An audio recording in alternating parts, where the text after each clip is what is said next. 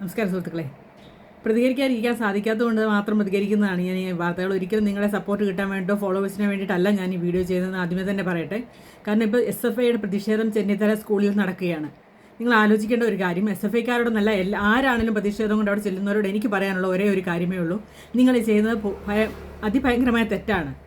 നിങ്ങൾക്ക് സ്വാഭാവികമായിട്ട് ചെന്ന് അവരോട് സംസാരിക്കുകയോ കാര്യങ്ങൾ അന്വേഷിക്കുകയോ ചെയ്യാം. നിങ്ങൾ ആലോചിക്കേണ്ട ഒരു കാര്യം, 6ാം ക്ലാസ് തൊട്ട്, അതായത് 10 12 വയസ്സോ തൊട്ടുള്ള കൊച്ചു കുട്ടികൾ അവിടെ ചെല്ലുന്ന കുട്ടികൾ തൊട്ട് അവിടെ പഠിക്കുന്ന സ്കൂളാണത്. അതായത് അവർ ഹോസ്റ്റലിൽ നിൽക്കുന്നതാണ്. ഇപ്പോൾ ഇങ്ങനൊരു ആത്മഹത്യ കണ്ടപ്പോൾ തന്നെ ആ പിള്ളേരൊക്കെ എത്രമാത്രം ട്രോമയിലായിരിക്കുമെന്ന് നിങ്ങൾക്ക് ചിന്തിക്കാവുന്നതേ ഉള്ളൂ. അതൊന്നും മനസ്സിലാക്കാതെയാണ് നിങ്ങൾ ഈ പ്രകടനം കാണിക്കുന്നതും അങ്ങോട്ട് ഭയങ്കര പോലീസിനെ മറികടന്ന് നിങ്ങൾ ആ ഗേറ്റ് തള്ളിപ്പൊളിച്ച് അങ്ങോട്ട് ചെന്ന് ഈ ബഹളം വെക്കുന്നത്. നിങ്ങളൊന്ന് ആലോചിച്ച് നോക്കുക, ആ കൊച്ചു കുട്ടികൾ എത്രമാത്രം ഭയപ്പെട്ടായിരിക്കും അതിനകത്തിരിക്കുന്നത്. നിങ്ങൾ ഒരു നിമിഷമെങ്കിലും ചിന്തിക്കുന്നുണ്ടോ? നിങ്ങളുടെ പോലെയൊക്കെ നിങ്ങളുടെ വീട്ടിലുള്ള കൊച്ചു അനുജന്മാരും അനുജത്തിമാരുമാണ് ഈ 10 12 വയസ്സ് തൊട്ടുള്ള കുട്ടികൾ അവിടെ പഠിക്കുന്നത്. നിങ്ങൾ ആലോചിക്കണം.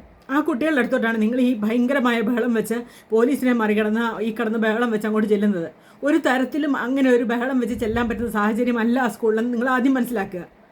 അങ്ങനെ ബഹളം വെച്ച് ചെല്ലുമ്പോൾ അവിടെ ഉള്ള കുട്ടികൾ, അവിടെ ഇപ്പം തന്നെ ഓൾറെഡി ഇങ്ങനൊരു മരണം കണ്ട് ട്രോമയിലിരിക്കുന്ന ആ കുട്ടികൾക്കുണ്ടാകുന്ന വിഷമം നിങ്ങൾ മനസ്സിലാക്കണം ആദ്യം.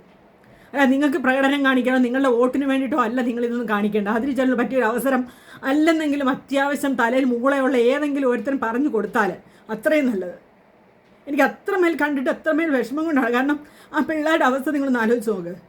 എത്രമാത്രം വിഷമിച്ചിട്ടായിരിക്കും ആ കുട്ടികളോട് ഇരിക്കുന്നത്. അതിൻ്റെ കൂടെയാണ് ഈ ഭീകര അന്തരീക്ഷം സൃഷ്ടിച്ചിട്ട് ഈ ഗേറ്റെല്ലാം കൂടെ തല്ലിപ്പൊളിച്ച് കുറേ എണ്ണം, ഒരു വെളിയും വെള്ളിയാഴ്ചയില്ലാത്ത കുറേ എണ്ണം അടിച്ചു കയറി അവിടെ ചെന്ന് കിടന്ന് ബഹളം വെക്കുകയാണ്. ഒന്ന് ആലോചിച്ച് നോക്കിയാൽ അതിനകത്തിരിക്കുന്ന കൊച്ചു കുട്ടികളാണ്. 17 18 വയസ്സിൽ താഴെ മാത്രം പ്രായമുള്ള പിള്ളേരാണ്.